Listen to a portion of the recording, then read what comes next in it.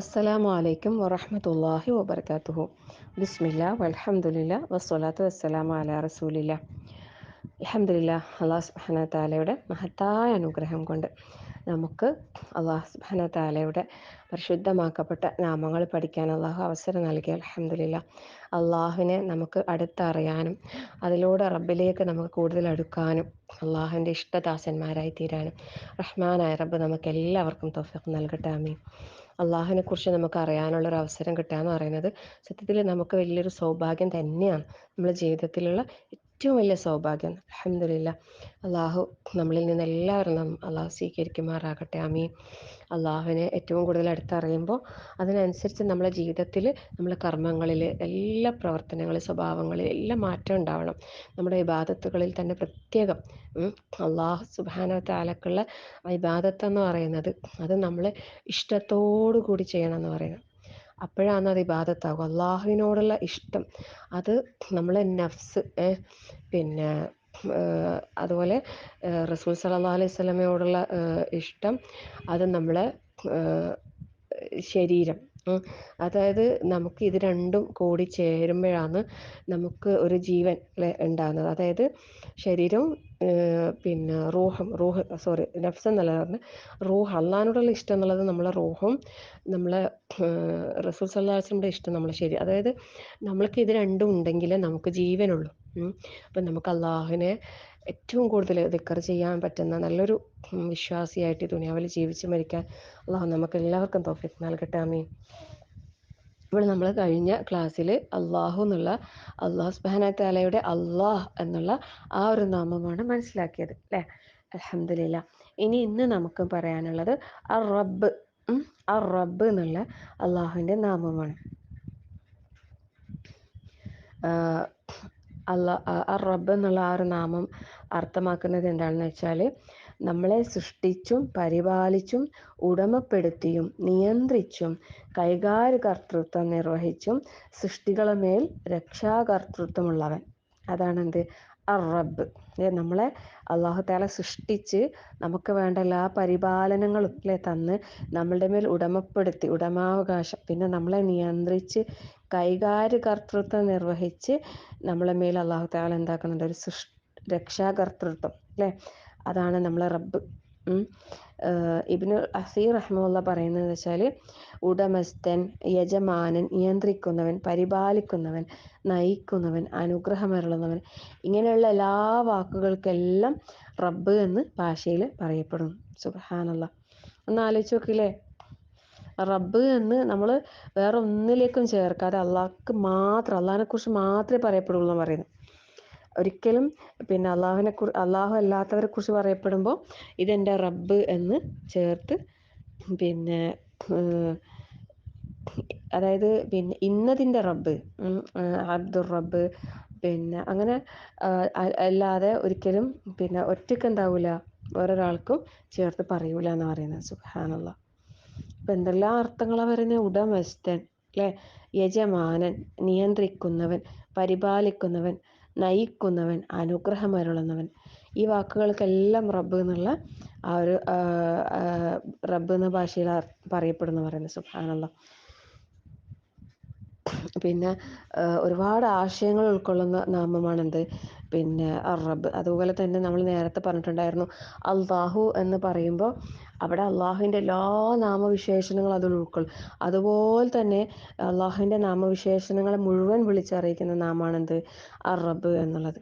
ഇമാം ഇബ്നുൽ ഖയ്യിം റഹിമഹുല്ലാഹ് പറയുന്നു, കഴിവുറ്റവനും സൃഷ്ടാവും നിർമ്മാതാവും രൂപം നൽകുന്നവനും എല്ലാം നിയന്ത്രിക്കുന്നവനും സസൂക്ഷ്മം അറിയുന്നവനും കേൾക്കുന്നവനും കാണുന്നവനും സുഹൃതവാനും അനുഗ്രഹദാതാവും ഔദാര്യവാനും നൽകുന്നവനും തടയുന്നവനും ഉപകാരോപദ്രവം ഉടമപ്പെടുത്തിയവനും മുന്തിപ്പിക്കുന്നവനും പിന്തിപ്പിക്കുന്നവനും താൻ ഉദ്ദേശിക്കുന്നത് നേർമാർഗമരുളുകയും ഉദ്ദേശിക്കുന്നവന് നേർമാർഗമരുളുകയും ഉദ്ദേശിക്കുന്നവരെ വഴിതെറ്റിക്കുകയും ചെയ്യുന്നവനും താൻ ഉദ്ദേശിക്കുന്നവന് സൗഭാഗ്യമരുളുകയും ഉദ്ദേശിക്കുന്നവനെ ദൗർഭാഗ്യവാനാക്കുകയും ചെയ്യുന്നവനും താൻ ഉദ്ദേശിക്കുന്നവരെ പ്രതാപവാനാക്കുകയും ഉദ്ദേശിക്കുന്നവരെ നിന്ദ്യനാക്കുകയും ചെയ്യുന്നവനും.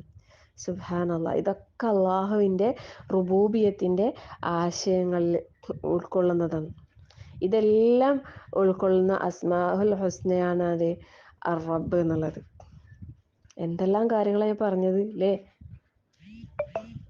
സൃഷ്ടാവ്, നിർമ്മാതാവ്, രൂപം നൽകുന്നവൻ, എല്ലാം നിയന്ത്രിക്കുന്നവൻ അല്ലേ? എല്ലാം കേൾക്കുന്നത്, അറിയുന്നത്, കാണുന്നത്, അനുഗ്രഹം നൽകുന്നവൻ, ഔദാര്യം നൽകുന്നത്, നൽകുന്നതും തടയുന്നതും അല്ലേ? സുബ്ഹാനല്ലാഹ്. മുന്തിപ്പിക്കാനും പിന്തിപ്പിക്കാനും എല്ലാ ഇതും ഉൾക്കൊള്ളുന്ന ഒരു അത്രയും ശ്രേഷ്ഠമാക്കപ്പെട്ടൊരു നാമമാണ് എന്ത്? റബ്ബ് എന്നുള്ളത്. പരിശുദ്ധ ഖുർആനിൽ 500-ലധികം തവണ ഈ നാമം വന്നിട്ടുണ്ടെന്ന് പറയുന്നത്. സുബ്ഹാനല്ലാഹ്. അത് വ്യത്യസ്ത സന്ദർഭങ്ങളിലായിക്കൊണ്ട്. കൂടാതെ ഒറ്റയ്ക്ക് 151 തവണ റബ്ബ് എന്നുള്ളത് ഒറ്റയ്ക്ക് വന്നിട്ടുണ്ട്. അപ്പം നമ്മളതിൻ്റെ അത്രയും അല്ലേ, ഇത്രയും തവണ ആവർത്തിച്ച് വന്നിട്ടുണ്ടെങ്കിൽ അതിന് അത്രയും ശ്രേഷ്ഠത ഉണ്ട്.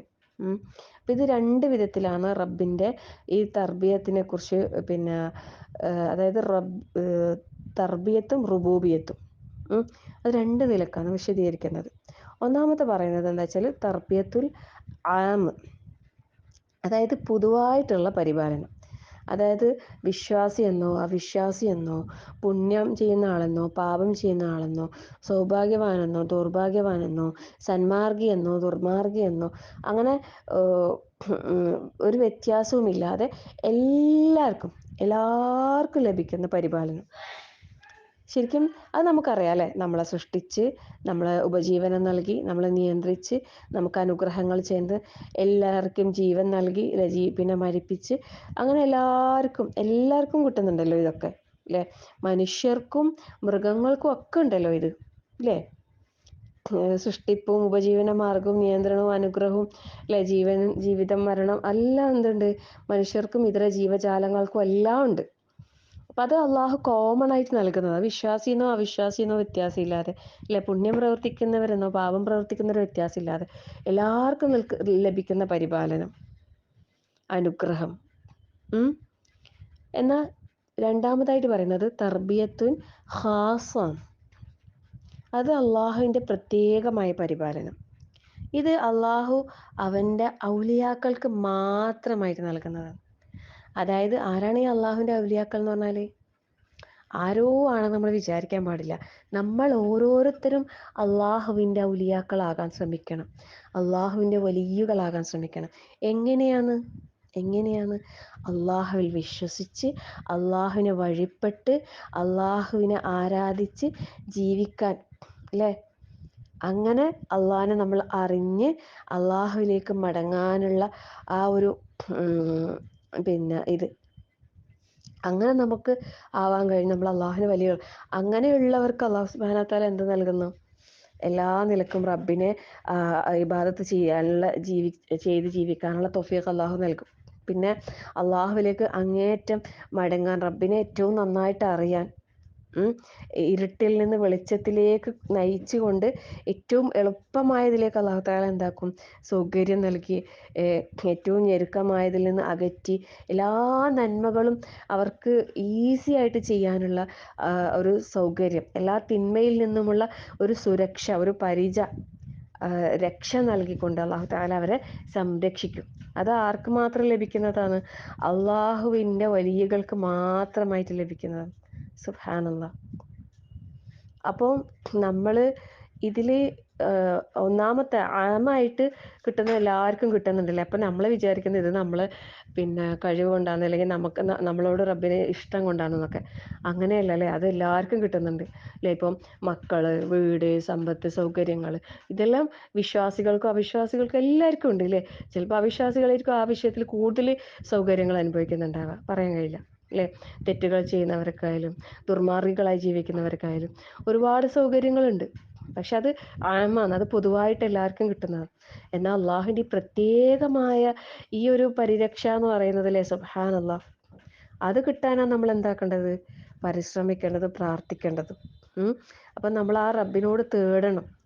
അള്ളാഹുവിൻ്റെ റബ്ബ് എന്നുള്ള ഈ ഒരു നാമത്തിലുള്ള ഈ തേട്ടം, ശരിക്കും പിന്നെ യാ യാ റബ്ബ് അല്ലേ, റബ്ബന റബ്ബന എന്ന് നമ്മൾ പരിശുദ്ധ ഖുർആനിൽ നമുക്ക് കുറേ പ്രാർത്ഥനകൾ നമ്മൾ കാണാൻ സാധിക്കും.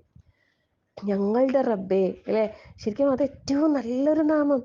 മിക്ക ദുആകളിലും നമുക്ക് കാണാൻ കഴിയും റബ്ബന എന്നുള്ളതാണ് അല്ലേ.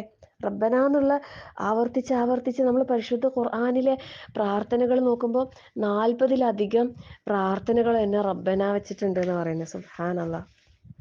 നമുക്ക് സൂറത്തുൽ ബഖറയിൽ നമുക്കറിയാം അല്ലേ, ആമന റസൂലിൽ റബ്ബന അതിലെത്ര വരുന്നുണ്ടല്ലേ, റബ്ബന ലാ തുആഖിദ്ന, റബ്ബന വലാ തഹ്മിൽ അലൈന, റബ്ബന വലാ തുഹമ്മിൽന, അങ്ങനെ റബ്ബന വരുന്നുണ്ട് അല്ലേ. അതുപോലെ സൂറത്തു ആൽ ഇമ്രാൻ്റെ അവസാനത്തിലും റബ്ബന ഇന്നനാ സമഅന മുനാദിയൻ യുനാദി ലിൽ ഈമാൻ റബ്ബന വആതിന മാ വഅദ്തന, അങ്ങനെ അല്ലേ. സുബ്ഹാനല്ലാഹ്. നമുക്ക് കാണാം റബ്ബന ആതിന ഫിദ്ദുനിയ ഹസന. നമ്മൾ സജീവമായിട്ട് എല്ലാവരും പ്രാർത്ഥിക്കുന്ന പ്രാർത്ഥനയല്ല അത്. എത്ര ചെറിയ കുട്ടികൾക്ക് പോലും അറിയുന്ന ഒരു പ്രാർത്ഥനയാണല്ലേ റബ്ബന റബ്ബന തഖബ്ബൽ മിന്ന. അങ്ങനെ റബ്ബന അല്ലേ, ഞങ്ങളുടെ റബ്ബേ, എൻ്റെ റബ്ബേ, ഞങ്ങളുടെ റബ്ബേ അല്ലേ. അതുപോലെ റബ്ബി റബ്ബി എന്നുള്ള രീതിയിലും യാ റബ്ബ് യാ റബ്ബ്. പിന്നെ അപ്പം ശരിക്കും പറഞ്ഞാൽ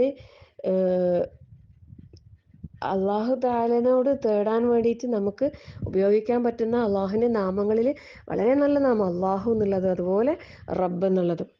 ഇനി നമ്മൾ പ്രാർത്ഥിക്കുമ്പോൾ റബ്ബന എന്ന് പറയുമ്പോൾ എല്ലാ അള്ളാഹുവിൻ്റെ നമ്മളിപ്പോൾ പറഞ്ഞ ആ നാമവിശേഷണങ്ങളൊക്കെ അതിലേക്ക് വന്നിട്ട് നമ്മളെ ഖാസായിട്ട് പരിഗണിക്കുന്ന അള്ളാഹുവിൻ്റെ വലിയകൾക്ക് അള്ളാഹു നൽകുന്ന എന്താ എല്ലാ നന്മകളും ചെയ്യാനുള്ള ആ ഒരു തൗഫീഖ്, ശരിക്കും അത് കിട്ടാന്ന് പറയുന്നത് വലിയ അനുഗ്രഹമാണല്ലേ. ഒരു സുബ്ഹാനല്ലാഹ് എന്ന് നമുക്ക് പറയാൻ കഴിയണമെങ്കിൽ അത് റബ്ബിൽ നിന്നുള്ള തൗഫീഖ് കൊണ്ട് മാത്രമേ സാധിക്കൂ. നമുക്ക് എത്രത്തോളം നന്മകൾ നമുക്ക് അധികരിപ്പിക്കാൻ കഴിയും, അത് അള്ളാഹുവിൻ്റെ തൗഫീഖ് അതിലുണ്ടാവണം അല്ലേ. തിന്മയിൽ നിന്ന് നമുക്ക് വിട്ടു നിൽക്കാൻ അള്ളാഹുവിൻ്റെ സുരക്ഷ, സംരക്ഷണം, ഇതൊക്കെ റബ്ബായ അള്ളാഹുവിൽ നമുക്ക് കിട്ടേണ്ടതാണല്ലേ. അത് കിട്ടുന്ന ആ സൗഭാഗ്യവാന്മാരിൽ അള്ളാഹു നമ്മളെല്ലാവരും ഉൾപ്പെടുത്തി അനുഗ്രഹിക്കുമാറാകട്ടെ. ആമീൻ. അപ്പം നമ്മളെത്ര പ്രാർത്ഥിച്ചിട്ടും നമുക്ക് ഉത്തരം കിട്ടുന്നില്ലെങ്കിൽ നമുക്കൊരു കാര്യം മനസ്സിലാക്കാനുണ്ട്. എന്തെന്നറിയോ, അള്ളാഹു തആല പറഞ്ഞിട്ടുണ്ട്, എന്താ റസൂൽ സ്വല്ലല്ലാഹു അലൈഹി വസല്ലം പറയും, അയ്യുഹന്നാസ് ഇന്നല്ലാഹ ത്വയ്യിബുൻ ലാ യഖ്ബലു ഇല്ലാ ത്വയ്യിബൻ. എന്താ പറഞ്ഞതെന്നറിയോ, അള്ളാഹു ത്വയ്യിബാണ്, പരിശുദ്ധനാണ്. അതുകൊണ്ട് തന്നെ പരിശുദ്ധമായത് മാത്രമേ അള്ളാഹു സ്വീകരിക്കൂ. അതുകൊണ്ട് അള്ളാഹു മുർസലീങ്ങളോടും മുഅ്മിനീങ്ങളോടും എന്താണ് കൽപ്പിച്ചത്, യാ അയ്യുഹർ റസൂൽ കുലൂ മിൻ ത്വയ്യിബാതി വഅമലൂ സ്വാലിഹൻ ഇന്നി ബിമാ തഅമലൂന അലീം. ഏറ്റവും പരിശുദ്ധമായതിൽ നിന്ന് ഭക്ഷിക്കാനാണ് പറഞ്ഞത്, വിശിഷ്ട വസ്തുക്കളിൽ നിന്ന് ഭക്ഷിക്കാനും സൽക്കർമ്മങ്ങൾ പ്രവർത്തിക്കാനും. അത് നമ്മളുടെ ദുആ സ്വീകരിക്കുന്നതിനുള്ള വലിയൊരു മാനദണ്ഡം കൂടിയാണ്. അത് വളരെ ഗൗരവത്തിൽ നമ്മൾ മനസ്സിലാക്കണം ഈ ഒരു കാര്യം. നല്ലത് ഹറാമായത് ഒരിക്കലും നമ്മളിൽ കലരാൻ പാടില്ല. ഹറാമിൻ്റെ ഭക്ഷണം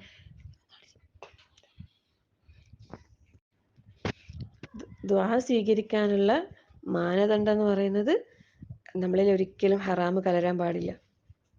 ഹറാമായ വസ്ത്രം, ഹറാമായ ഭക്ഷണം, ഹറാമായ പാർപ്പിടം, പാനീയം ഒന്നും പാടില്ല. ഒരാൾ ഇങ്ങനെ അള്ളാഹിനോട് പ്രാർത്ഥിക്കുന്നു, എൻ്റെ റബ്ബേ എൻ്റെ റബ്ബേ ഇങ്ങനെ കരഞ്ഞു പ്രാർത്ഥിക്കുന്നു, പക്ഷെ അയാൾ ഹറാമായതാണ് ഭക്ഷിക്കുന്നതെങ്കിൽ, അയാൾ ഹറാമിലാണ് കഴിഞ്ഞുകൂടുന്നെങ്കിൽ ഒരിക്കലും അയാളുടെ പ്രാർത്ഥന ഉണ്ടാവില്ല, അള്ളാഹു സ്വീകരിക്കൂല. അപ്പം നമ്മളത് വളരെ ഗൗരവത്തിൽ നമ്മൾ മനസ്സിലാക്കണം. പരിശുദ്ധ ഖുർആനിൽ പിന്നെ ഈ റബ്ബന എന്നുള്ള അള്ളാഹുവിൻ്റെ നാമം വിളിച്ചിട്ടുള്ള തേട്ടം കൊണ്ടുള്ള പ്രാർത്ഥനകൾ ഒരുപാട് സ്ഥലങ്ങളിൽ വന്നിട്ടുണ്ട്. അതിൻ്റെ ജസ്റ്റ് സൂറത്തിൻ്റെ പേരും ആയത്ത് നമ്പറും ഞാൻ നിങ്ങൾക്ക് ഫോട്ടോ എടുത്ത് അയച്ചു തരാം ഇൻഷാ അള്ളാഹ്. ആ ഓരോ നാമങ്ങൾ വെച്ചിട്ടുള്ള ദുആകൾ നിങ്ങളൊന്ന് നോട്ട് ചെയ്യണം, എന്നിട്ട് പഠിക്കണം. ഇൻഷാ അള്ളാഹ് അടുത്ത തിങ്കളാഴ്ച നമ്മൾ നെക്സ്റ്റ് ക്ലാസ് പോസ്റ്റ് ചെയ്യുമ്പോഴേക്കും ഈ ദുആകളൊക്കെ നിങ്ങൾ പഠിച്ചിരിക്കണം. നിങ്ങൾക്കൊക്കെ അറിയുന്നത് തന്നെയായിരിക്കും, പ്രത്യേകമായിട്ട് പഠിക്കാനൊന്നും ഉണ്ടാവില്ല. ഉം. അപ്പം അള്ളാഹുവിനെ നമ്മൾ എന്താക്കണം, റബ്ബായിട്ട് തൃപ്തിപ്പെടണം, വിശ്വസിച്ച് അംഗീകരിക്കണം അല്ലെ. റളീതു ബില്ലാഹി റബ്ബ നമ്മൾ പറയുന്നില്ലേ, എത്ര ശ്രേഷ്ഠമായ ദിക്റാന്നറിയോ അത്. റളീതു ബില്ലാഹി റബ്ബ വബിൽ ഇസ്ലാമി ദീന വബി മുഹമ്മദിൻ സല്ലല്ലാഹു അലൈഹി വസല്ലം നബിയ. അള്ളാഹുവിനെ നമ്മളെ റബ്ബായിട്ട് നമുക്ക് തൃപ്തിപ്പെടാൻ കഴിയണം. അള്ളാഹു ആണ് നമ്മളെ റബ്ബ്. ആ റബ്ബിനെ മാത്രം നമ്മൾ പ്രാർത്ഥിക്കാൻ പാടുള്ളൂ. ആ റബ്ബിലേക്ക് മാത്രം നമ്മൾ കൈകൾ ഉയർത്താൻ പാടുള്ളൂ. അള്ളാഹു നമ്മളെല്ലാവരെയും അനുഗ്രഹിക്കുമാറാകട്ടെ. ആമീൻ. റബ്ബന هب لنا من أزواجنا وذرياتنا قرة أعين واجعلنا للمتقين إماما ربنا لا تزغ قلوبنا بعد إذ هديتنا وهب لنا من لدنك رحمة إنك أنت الوهاب اللهم اغفر للمؤمنين والمؤمنات والمسلمين والمسلمات والأحياء منكم والأموات إنك مجيب دعوات يا قاضي الحاجات اللهم أجرنا من النار اللهم أجرنا من النار اللهم أجرنا من النار وادخلنا الجنة يا رب العالمين. ربنا آتنا في الدنيا حسنة وفي الآخرة حسنة وقنا عذاب النار. ربنا تقبل منا إنك أنت السميع العليم وتب علينا إنك أنت التواب الرحيم. آمين آمين برحمتك يا أرحم الراحمين. وصلى الله على محمد والحمد لله رب العالمين. السلام عليكم ورحمة الله وبركاته.